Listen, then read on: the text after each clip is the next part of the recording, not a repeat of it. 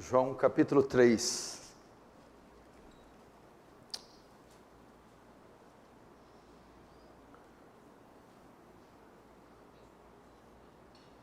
Vamos fazer a leitura do verso 1. Havia entre os fariseus um homem chamado Nicodemos, um dos principais dos judeus. Este de noite foi ter com Jesus e disse: Rabi, sabemos que és mestre vindo da parte de Deus, porque ninguém pode fazer estes sinais que tu fazes, se não estiver com ele. A isto respondeu Jesus: em verdade te digo, que se alguém não nascer de novo, não pode ver o reino de Deus. Perguntou-lhe Nicodemos: como pode um homem nascer sendo velho, porventura voltar ao ventre materno e nascer segunda vez? Respondeu Jesus: em verdade te digo, quem não nascer da água e do Espírito, não pode entrar no reino de Deus. Por favor, não feche a Bíblia, feche apenas os olhos para mais uma rápida oração.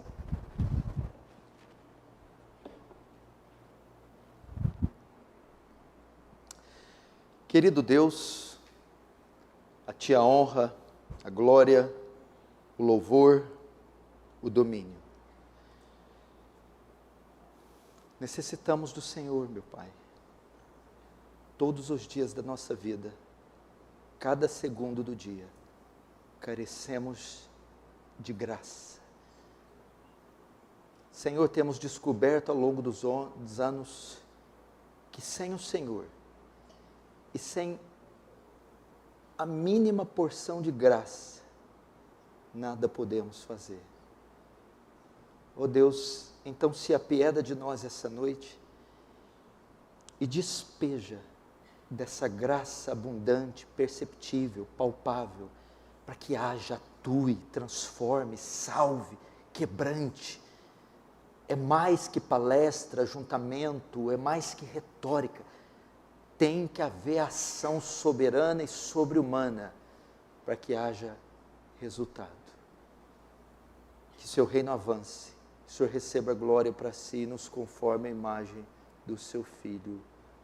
Amém. Queridos irmãos, preste muita atenção aqui, a sua atenção é imprescindível para os efeitos que a pregação tem. Se você notar, Jesus, na parábola do semeador, ele comparou a pregação com um agricultor que sai com uma sementeira e sai espalhando sementes. E o engraçado é que o resultado da semente estava nos solos, como cada solo recebia. As que ficaram no caminho, os pedregais, os espinhos e a terra boa. São 4 corações distintos, 4 pessoas recebendo a mesma mensagem, ouvindo a mesma mensagem, mas recebendo de forma diferente. E o quarto solo, é aquele que recebeu, acolheu, é a terra boa. E deu 30, 60, 100 por 1. E eu espero que hoje a pregação encontre solos férteis, terrenos bons, para que produza fruto. Eu quero falar hoje, irmãos, dessa noite, de uma doutrina pouquíssimo explorada nos púlpitos atuais. Estamos vivendo um movimento teológico crescente, dominante em toda a nação, onde várias doutrinas têm sido resgatadas e ensinadas. Entretanto, tem uma que tem recebido pouco destaque, é a doutrina da regeneração. E esse é o tema da minha mensagem essa noite. Essa doutrina é a doutrina que evidencia a verdadeira salvação. É a doutrina que traz a segurança da salvação. Como você pode afirmar que você é salvo? Como você pode dizer que é verdadeiramente convertido? Há uma doutrina que traz a garantia da salvação. É a regeneração. Só pode ser salvo quem foi regenerado. Só entra no reino dos céus quem foi regenerado. Essa é a evidência que você foi salvo. Não adianta só a confissão verbal. O próprio Jesus disse, nem todo aquele que me diz Senhor, Senhor, confissão verbal, entrará no reino dos céus. Então todas essas evidências, a evidência verbal, a confissão verbal, a confissão pública, que todos os cristãos fazem, os verdadeiros e os falsos, os nominais e os não nominais, elas não são suficientes, ela não é suficiente. É necessário mais do que isso. E qual é a evidência? Regeneração. Ela que traz. Se alguém diz que é salvo, tem necessariamente que ser regenerado, ou foi regenerado. Então eu quero tratar disso com vocês. Mais uma vez, o campo que eu mais atuo na teologia é a soteriologia, a doutrina da salvação. Essa é a especialidade do meu ministério. Eu sou um evangelista. A maioria das minhas pregações, do meu ministério, consiste em pregar mensagens salvíficas, em tratar da salvação, do perdão, da vida eterna. E mais uma vez eu subo nesse púlpito, diante desses que me veem pela internet ou aqui, na esperança que alguns dos que estão aqui, que não são salvos, e é evidente que há pessoas aqui que não são, mas que hoje, pela graça, o poder de Deus, alcança esse dom maravilhoso que é a salvação.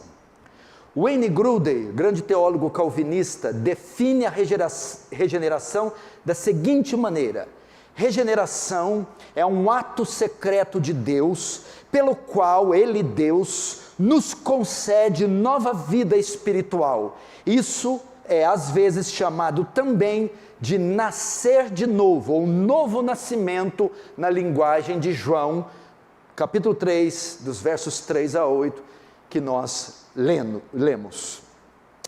Vamos então ao longo dessa mensagem discorrer sobre essa doutrina. A regeneração, ela já foi predita, foi prometida no Antigo Testamento. Não que ela não acontecesse no Antigo Testamento, tanto no Antigo como no Novo, a salvação se dava da mesma forma, mas a sua plenitude viria no Novo Testamento. Em Deuteronômio capítulo 30, verso 6, nós temos aqui a menção dela. O Senhor, Deuteronômio 36, para o pessoal colocar na tela. O Senhor teu Deus circuncidará o teu coração. Vocês sabem o que é a circuncisão? Era o símbolo da aliança com Deus. Todos que eram de Israel, que tinham uma aliança com Deus, tinham que fazer a circuncisão. O que é a circuncisão? Cortar a pele do prepúcio masculino, a pele do órgão genital masculino. Esse era o sinal da aliança, externa, na pele. Só que aqui o Senhor está dizendo, o Senhor teu Deus circuncidará o teu coração. Está além da pele, além do físico. Circuncidará o seu coração e o coração de tua descendência, para amares o Senhor teu Deus de todo o coração, de toda a tua alma, para que vivas. Ele fala então de um desejo dele de circuncidar o coração, regenerar. Mas quando isso se daria? Quando essa circuncisão sairia da pele, iria além da pele, além do rito, além do externo, iria no coração. Quando fala coração, que não é o órgão, é claro, o ser interior, o ser total do homem. Quando isso se daria? Jeremias responde, Jeremias capítulo 31, verso 31 ao 33, diz assim, ó, Deus revela a Jeremias, que por sua vez transmite a Israel uma promessa. Escute, eis que vem dias, diz o Senhor, em que firmarei uma nova aliança com a casa de Israel, com a casa de Judá, não conforme a aliança que fiz com seus pais. Que pais? Ele tinha feito uma aliança com os pais. O Jeremias olha para o passado. Moisés aliança cuja lei era escrita em tábuas de pedra, os 10 mandamentos. A lei foi escrita em tábuas de pedra. Deus está prometendo uma nova aliança, não era como aquela cuja lei foi escrita nas tábuas de pedra. Não conforme a aliança que fiz com seus pais no dia em que tomei pela mão para os tirar da terra do Egito, porquanto eles anularam a minha aliança, não obstante eu os haver desposado, diz o Senhor. Porque esta é a aliança que firmarei, agora ele fala da nova, com a casa de Israel, depois daqueles dias, diz o Senhor, na mente lhes imprimirei minhas leis, também no coração las inscrevereis, ou seja, não vai ser mais na pedra, não vai ser mais rito, não vai ser mais externo. Agora aquela lei da pedra, ele vai cravar na alma, ele vai escrever no coração do homem, no ser interior. Na mente lhes imprimirei minhas leis, também no coração las escrevereis. Eu serei seu Deus e eles serão o meu povo. Que é isso? Regeneração. É uma obra que está para além da religião, para além do externo. E Ezequiel especifica mais ainda o que é essa regeneração. Ezequiel 36, 26, está escrito assim: darei a vocês um coração novo. Como um coração novo? O senhor vai fazer um transplante? Darei uma nova vida, isso quer dizer, tirarei de vocês o coração de pedra e darei um coração de carne. Bom, ninguém tem coração de pedra. Qual que é a ideia aqui? Um coração insensível, duro, oco, morto, inerte, inanimado. E colocarei um de carne, um vivo, um novo, um sensível, um que possa me responder. Que é isso? Regeneração. E por que ele conjuga os verbos no futuro? Porque esta obra ia acontecer quando Jesus viesse e enviasse o Espírito Santo. E ele então operaria essa obra dentro, no cerne do homem, no ser interior, no âmago do homem. Era a profecia, a promessa para o futuro, para nós. Portanto, para sermos filhos de Deus, salvos, para ser filhos de Deus, precisamos ser espiritualmente gerados por Ele. Você não é filho da sua mãe?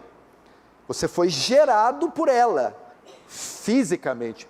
Para ser filho de Deus, Deus não é físico, não tem corpo. Você tem que ser gerado espiritualmente, sobrenaturalmente, sobre-humanamente. E nesse sentido, nenhuma passagem do Novo Testamento ensina mais sobre regeneração do que a passagem citada aqui do personagem Nicodemos, que foi João 3. Nicodemos era um judeu que guardava a lei, era fariseu, que era a seita mais radical dos judeus, que acrescentaram à lei de Moisés 600 outros mandamentos. E era membro do Sinédrio, a suprema corte religiosa da época. E ele precisava compreender como ele poderia ingressar no reino de Deus. Como pode? Eu sou doutor da lei, eu sou membro da suprema corte religiosa, sou um fariseu, ou seja, a seita mais religiosa das religiosas. E Jesus diz para ele: em verdade, verdade te digo, se alguém não nascer de novo, Nicodemos, esse termo é o mesmo para se alguém não for regenerado, isso quer dizer regenerar, gerar de novo, dar vida, não pode ver o reino de Deus. Portanto, o que Jesus está dizendo aqui, o pré-requisito para entrar no reino, para ser salvo, para ir para o céu, é a regeneração, é o novo nascimento. Sem ele, não podemos entrar no céu. E é o que Ezequiel 36, 25 diz: aspergirei água pura sobre vós, e ficareis purificados de todas as vossas imundícias, e de todos os vossos ídolos vos purificarei. É a promessa para o Novo Testamento, vos purificarei, futuro.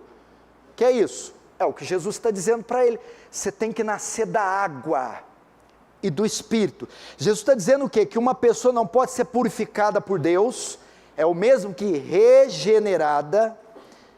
Uma pessoa não purificada, não regenerada, não pode entrar no reino de Deus. E quem é o agente que produz a regeneração? Quem é a força que produz a regeneração? O Espírito Santo. Por isso ele diz para Nicodemos, quem não nascer da água e do Espírito, colocando essa obra em uma categoria que não é encontrada na terra. O que é sobrenatural? Acima do natural. O que é o natural? É o que está nessa escala, nessa esfera humana, física.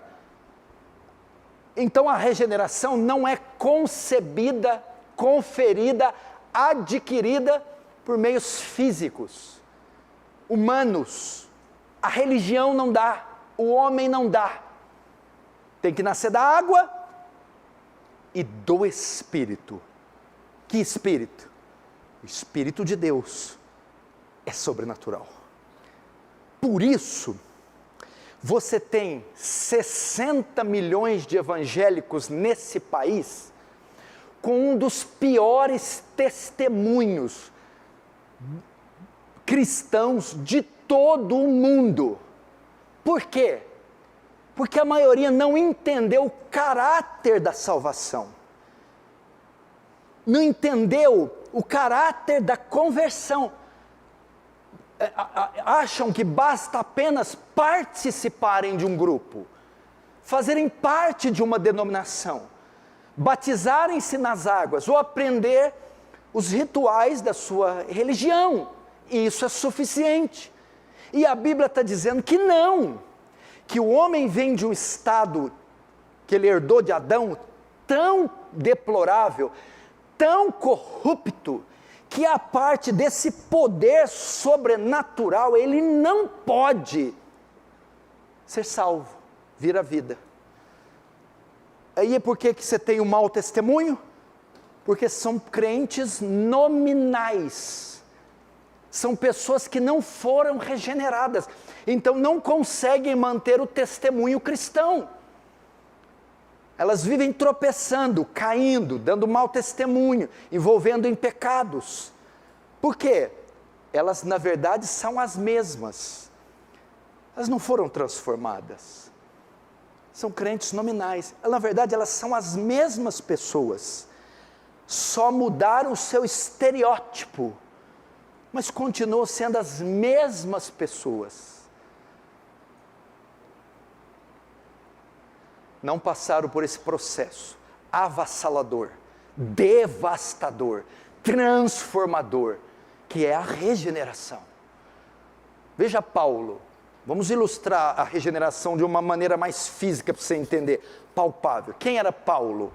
Saulo de Tarso, como Nicodemos, judeu, fariseu, conhecia todo o Antigo Testamento, a Torá, era fiel a todos os rituais da lei, mas era assassino de cristãos, maldito. Como é que Saulo se tornou Paulo? Havia uma igreja aberta e entrou. Batizaram ele, falaram para ele, para de seguir esse livro, segue esse. Não, ele estava indo com cartas do sumo sacerdote, até Damasco, com a finalidade de prender cristãos. Estava indo a cavalo. E uma luz no caminho brilhou sobre ele, e uma voz disse: Saulo, Saulo, por que tu me persegues? Saulo cai do cavalo, fica cego, aquele clarão como o sol do meio-dia aparece para ele, ele diz: quem és tu, Senhor? E a voz diz: eu sou Jesus, a quem tu persegues. Ali Saulo se converteu. Como? Regeneração, um poder sobrenatural, algo poderoso, transformou ele. Isso é regeneração.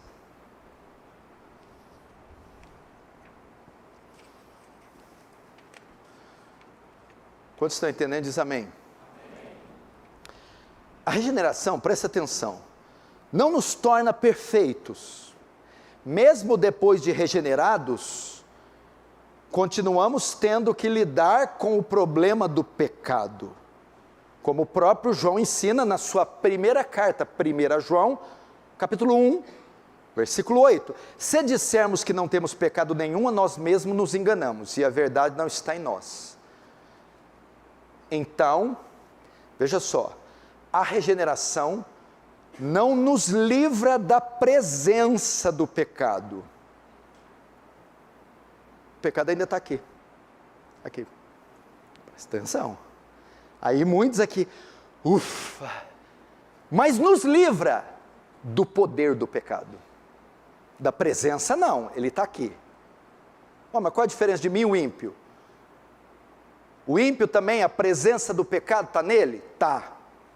Em mim, a presença do pecado também está em mim. E qual que é a diferença? A regeneração me livra do poder do pecado, e o ímpio não. Como assim? A presença do pecado está lá, e ele continua escravo dos desejos do pecado.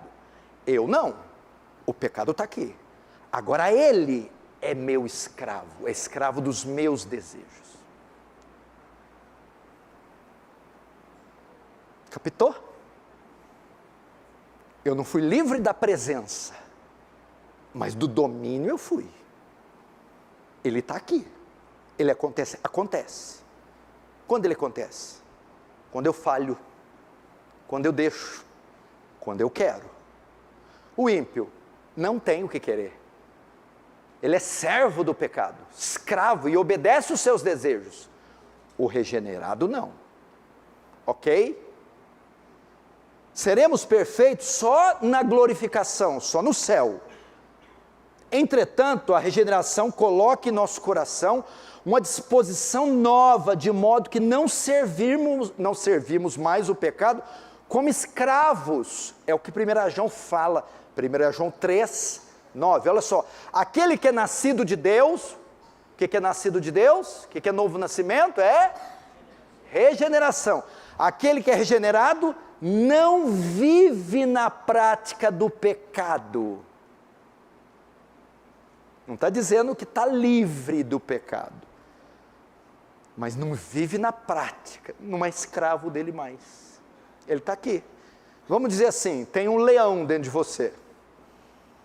Imagina um leão, onde ele passa, ele devora, devasta. Com a regeneração, não é morto o leão. Não mata? Não, não mata. O que faz? Acorrenta, prende, aprisiona. Ele está aqui ainda. Não foi morto, mas está dominado, amordaçado, acorrentado. Isso é regeneração.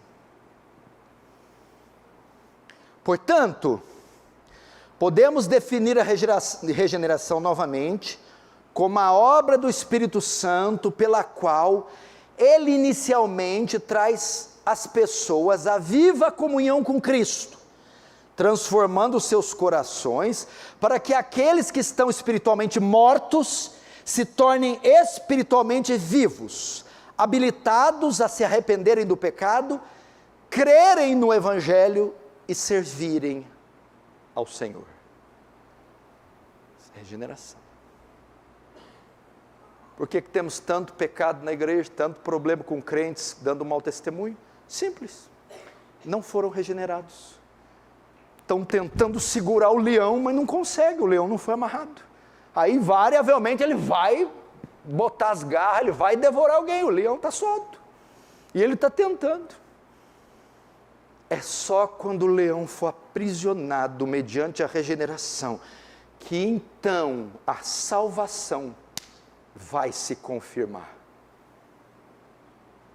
Mas eu dei uma agarrada só ontem, uma mastigada anteontem, vou indo, uma mastiga ali, é o crente nominal. Agora vamos ver mais um pouco sobre a natureza da regeneração. Quando eu usar a palavra regeneração, é o mesmo que salvação, é o mesmo que conversão, é o mesmo que vida eterna, são quase que intercambiáveis essas palavras, ok? Vamos ver um pouco da natureza da regeneração. A Bíblia diz, no texto que abrimos, em João, que a regeneração é como o vento. Primeiro, ela é misteriosa, olha o verso 8, o vento sopra onde quer, e como quer, ela é misteriosa, não sabemos como ela acontece, não sabemos de onde ela vem, sabemos como ela ocorre, se é dormindo, se é acordado, se é num culto, se é numa vigília, se é pelo ouvido, se é misteriosa, porque ela vem de Deus. Segundo, ela é invisível, nós só podemos observar os efeitos produzidos, mas não sabemos, nós não conseguimos apalpá-la, é igual o vento, você não vê, você não sabe de onde ele sai, mas você sabe que ele existe. O texto diz, o vento sopra onde quer, você ouve a sua voz, os efeitos, mas não sabe de onde vem, nem para onde vai. Assim é todo aquele que é nascido de Deus. Então veja só, nós não sabemos onde ele vem, ele é misterioso, ele é invisível, mas com base nas Escrituras, podemos falar alguma coisa sobre a natureza da regeneração. Ok? Vamos ver então algumas coisas. Primeiro, a regeneração é uma transformação instantânea. Presta atenção, a regeneração é uma transformação instantânea, a regeneração é imediata, ao contrário da santificação, que é um processo contínuo, você se santifica hoje, amanhã, daqui a um ano, você vai se santificando, ok? Mas ao contrário da santificação, que dura toda a vida, em Efésios 2,5, a regeneração é descrita como uma mudança da morte para a vida. E você já viu, não existe meio termo entre morte e vida, ou a pessoa está morta, ou a pessoa está viva. Regeneração é o morto que veio à vida, então a transformação instantânea, imediata. A regeneração é assim, não é um processo contínuo. Ela pode se dar no culto de hoje, ela pode se dar no quarto orando, ela pode se dar numa vigília, e ela é instantânea, simplesmente estava morto, vem a vida, como o endemoniado gadareno, lembra? Nu, se cortava com telhas, gritando como louco nos túmulos, o Senhor Jesus vai lá e expulsa o demônio, salva aquele homem, se converte. A Bíblia diz, e viram o endemoniado que tinha legião, sentado, vestido, em perfeito juízo, regenerado, instantâneo, aquele homem foi livre, de endemoniado, virou um cidadão normal. É uma obra instantânea, a pessoa está viva, a pessoa está morta. Segundo, é uma transformação sobrenatural, que Deus realiza no crente. Olha isso aqui, eu vou tentar falar, porque eu sei que tem gente, você fala 1 milhão de vezes, você soletra, você usa 3 vocabulários, você usa a cartilha caminho suave, ele ainda não entende. A regeneração não é apenas uma melhoria moral, ou social, mas é uma mudança sobrenatural, não é uma melhora moral. Os muçulmanos, quem se converte ao Islã, melhora moralmente. As religiões mudam a moral, catolicismo, espiritismo, todos os ismos. E há também mudança social. Isso não é conversão, não é cristianismo, não é evangelho. A regeneração é uma mudança sobrenatural. Veja só, o regenerado não se torna uma boa pessoa. Cara, foi para a igreja, ficou bacana, né? Ficou uma boa pessoa. Não, o regenerado não se torna uma boa pessoa. Ele se torna uma nova pessoa. Uma outra pessoa. É nova. É diferente. A pessoa olha para você. Você já viu uma pessoa quando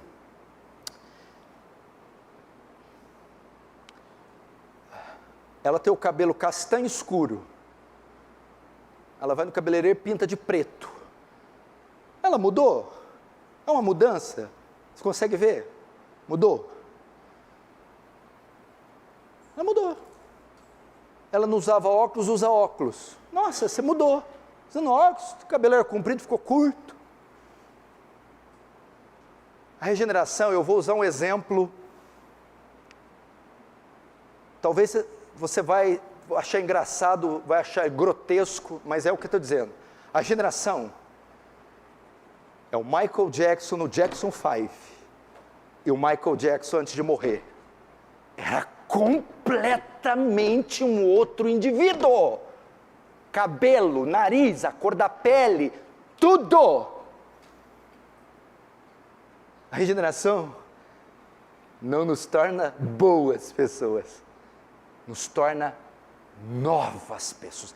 Tanto é que antigamente, graças a Deus, eu peguei um pouquinho dessa época, década de 80, 90, quando alguém se convertia, sumia.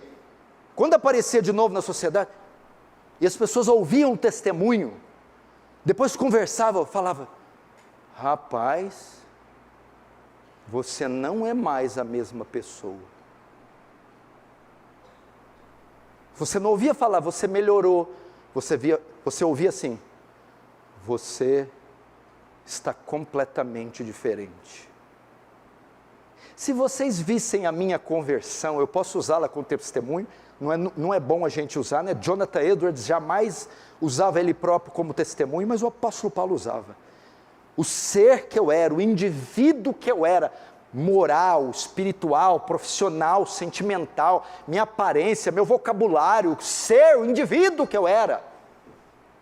Quando eu me converti, quando eu fui regenerado, meu irmão, eu me tornei um outro ser, um outro indivíduo, novas afeições, vocabulário, vestimenta, círculo de amizades, valores, afeições, tudo. É uma obra sobrenatural. Olha só, João capítulo 1, verso 12 e 13, vai mostrar isso com uma força. Mas todos quanto o receberam, deu-lhes o poder de serem feitos filhos de Deus, mesmo que regenerados, deu-lhes o poder de serem salvos, convertidos, regenerados. Agora João vai mostrar como é que a regeneração vem.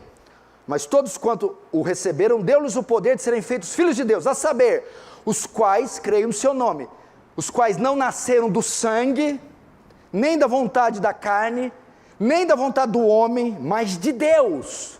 Aqui ele está mostrando o caráter da regeneração. Primeiro, não nasceram do sangue. A regeneração, a regeneração não é algo que você consegue pela descendência. Não nasceram do sangue. Não adianta ser descendente de judeu, de baiano, africano, europeu. Ela não é produzida por descendência real, sanguínea. Você não herda isso dos seus pais. Ela não é uma herança genética, não é uma herança sanguínea. Então, a regeneração não é algo que se consegue pela descendência, não é algo que se consegue por decisão humana, ou autômata, que o texto diz, nem do sangue, nem da vontade da carne, nem da vontade do homem, ou seja, eu não tenho autonomia para me regenerar, nem eu a mim mesmo, e nem um homem, um sacerdote, um padre, um pastor, um apóstolo, um Messias. Então eu não consigo a regeneração por descendência genética, e nem tenho autonomia para me regenerar, me salvar, me transformar. E homem algum, por mais que arrogue ter esse poder, não tem. Não veio de sangue, nem carne, nem de homem, mas veio de onde? Mas de Deus.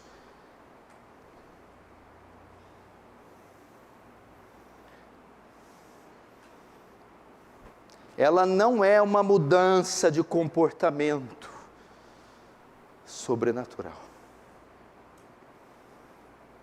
Só Deus.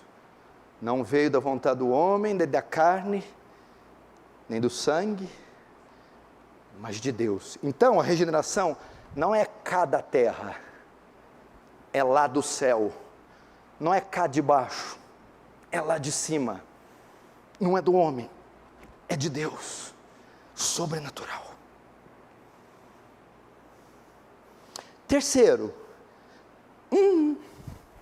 regeneração é uma mudança radical.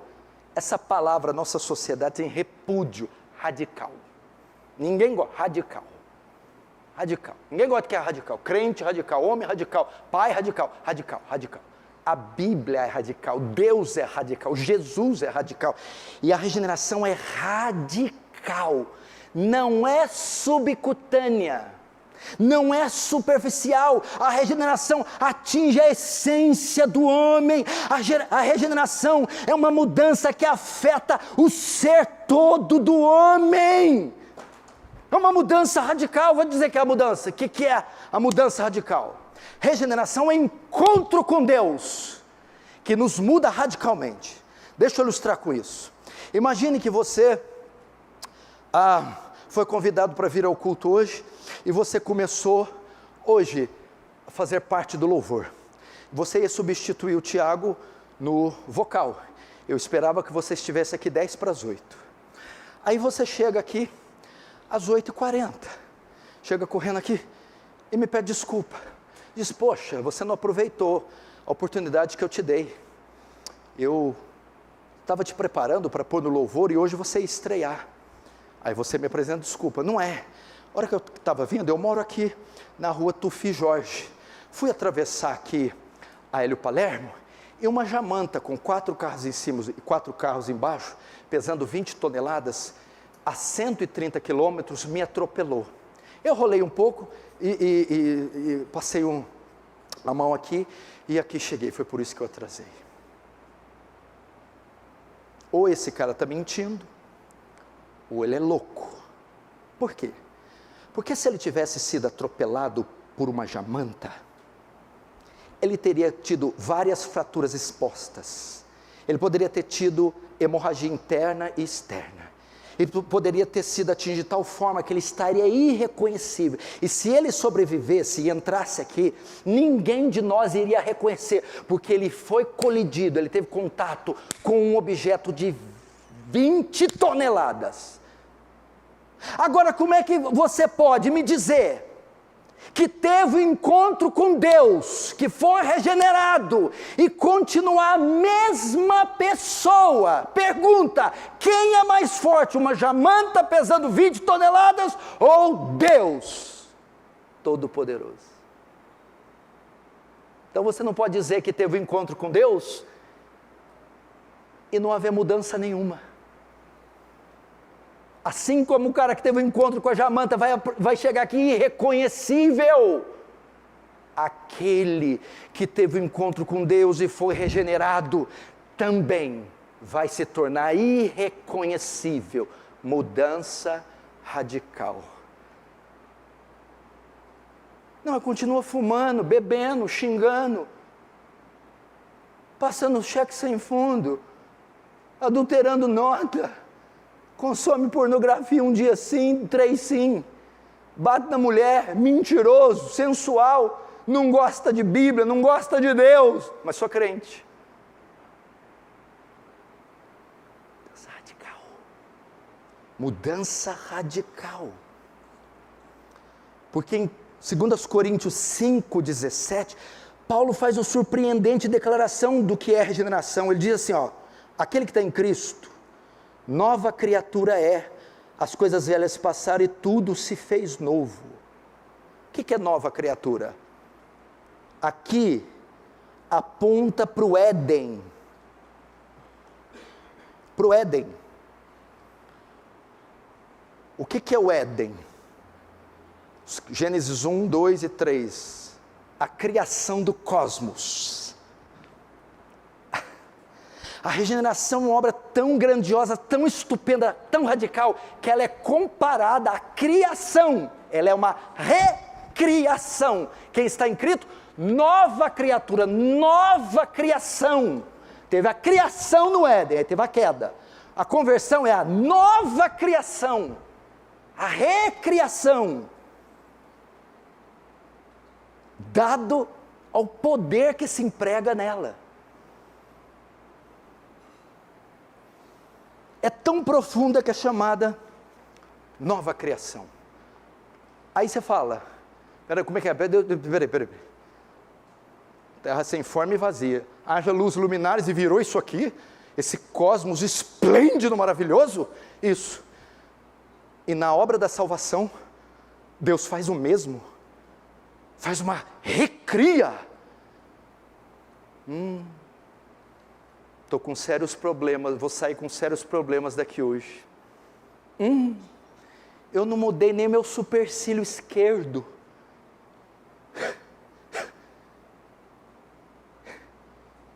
Eu não acho que a questão não é a jamanta, nem uma bicicletinha, Calói Cross.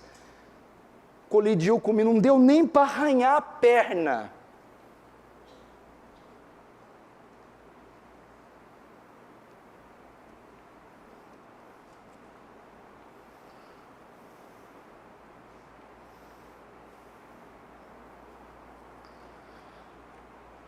Vou falar agora outras coisas rápidas e vou para o fim.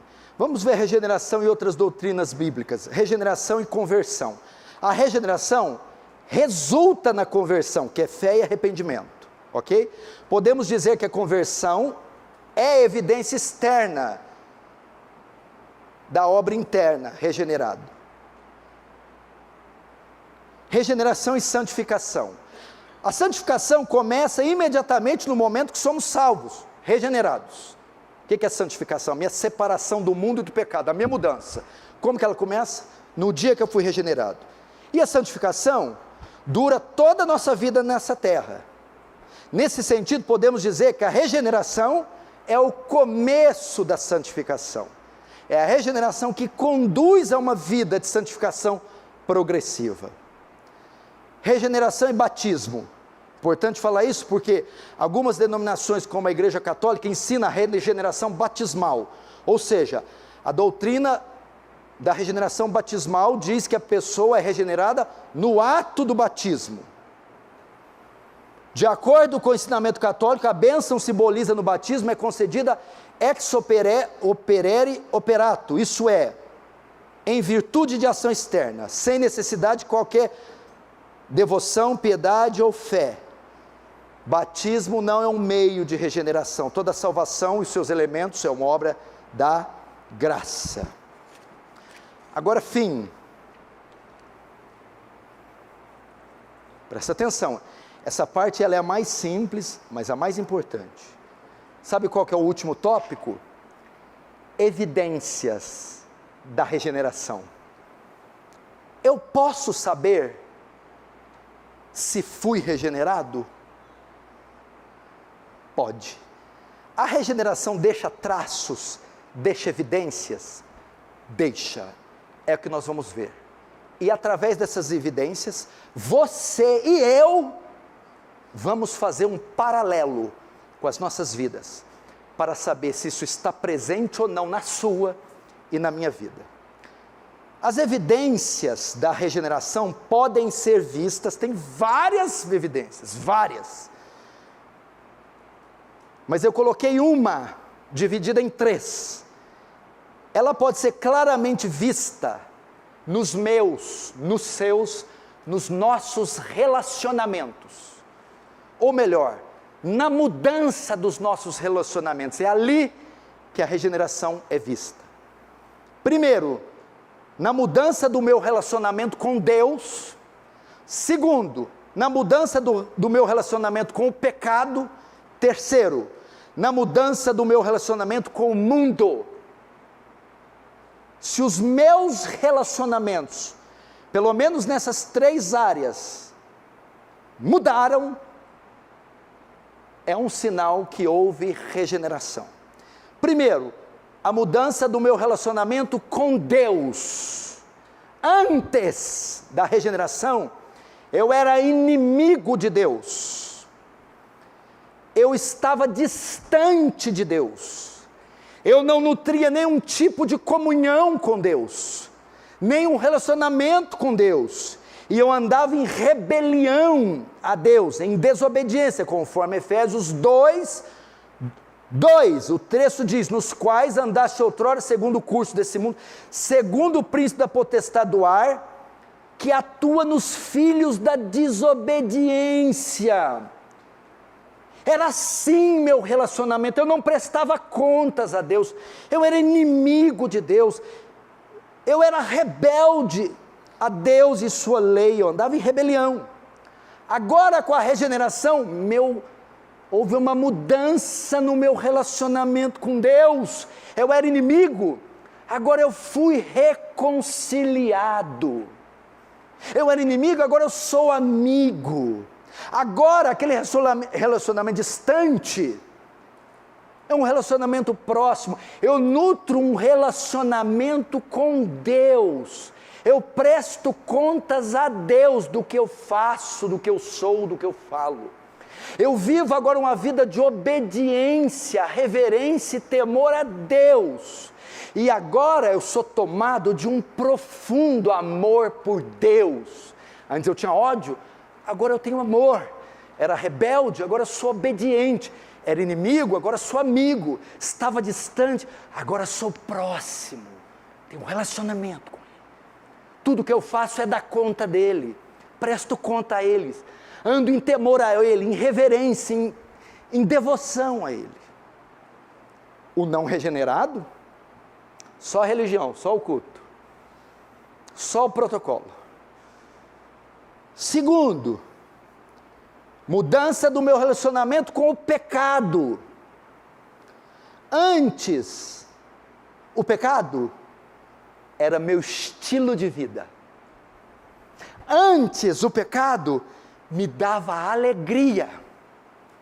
Antes, eu era escravo dos desejos do meu pecado. O pecado era uma rotina, um hábito. Depois da regeneração, muda a minha relação com o pecado. O pecado, que era meu estilo de vida, agora é um acidente.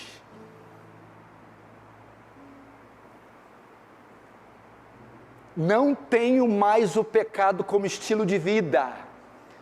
O pecado que era minha alegria, agora é minha tristeza. O crente peca, peca. O regenerado cai, cai. Ele fica feliz. Cai numa profunda tristeza e angústia. São das maiores marcas que alguém não é regenerado. Ele peca, toma um banho, está tudo certo. Não há angústia, não há tristeza, não há temor pelo pecado. Terceiro, eu era escravo dos seus desejos. Com a regeneração, eu fui liberto dos seus desejos. Não sou mais escravo dele. E o pecado não terá mais domínio sobre vós. Ele não tem domínio. Ele não tem domínio. Ele não tem a última palavra no regenerado. Terceiro, mudança do meu relacionamento com o mundo. Em Efésios 2, como eu li, mostra que nós éramos escravos do mundo, nos quais, Efésios 2:2, nos quais andaste outrora, segundo o curso desse mundo. O que é o curso? Segundo o pensamento desse mundo. O que é o mundo? Sistema de crenças, ética e valores, corruptos, caídos, sensuais, imorais. Tem o mundo como estilo de vida, a vestimenta, o vocabulário, a cultura, o casamento, os relacionamentos, o investimento, é segundo o pensamento desse mundo. É Ele que guiava a minha vida. Ele que determinava meu estilo de vida, o mundo, cultura, cinema, arte, caída, depravada, corrupta. Essa era a minha relação com o mundo. Mas aí quando eu me converto, 1 João 2,15, não ameis o mundo, nem aquilo que há no mundo. Agora, o meu estilo de vida é conduzido não pelo sistema mundo, mas pela palavra de Deus. A forma que eu falo, como eu me visto, como eu emprego o meu dinheiro, como eu lido com a minha esposa, como eu educo meus filhos, como eu me porto na sociedade, é segundo este documento sagrado. É ele que pauta o meu estilo de vida com riqueza de detalhes.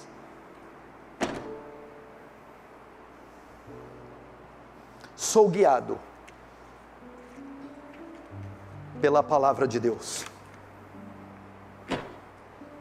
Essas são as evidências. Agora, o fim do fim. Quais as implicações do que você pregou? A maioria sempre pensa, a vida melhor aqui. Eu vou me dar mal ou vou me dar bem nos meus empreendimentos. Não. As implicações disso aqui transcendem esse mundo. São implicações eternas. O regenerado tem consigo o perdão dos pecados, não entra mais em condenação, está livre da culpa e da ira de Deus, e tem como presente, retribuição, a vida eterna em novos céus e nova terra, que se darão com a sua morte ou com a vinda de Cristo. O não regenerado, o que não tem marcas em si, receberá como recompensa a condenação eterna, num lago que arde como enxofre pelos séculos dos séculos.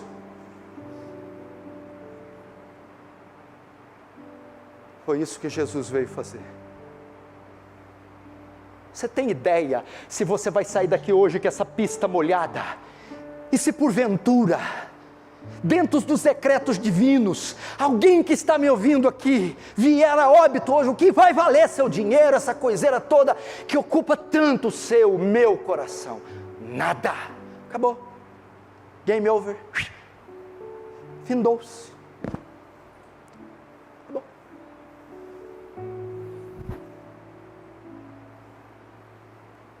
O que nós vamos fazer agora? Nós vamos ter um momento de oração, e com a ajuda do Espírito de Deus, toda essa mensagem vai passar na sua mente, no seu coração. Você vai processar, e você vai procurar estes frutos em você, essa obra.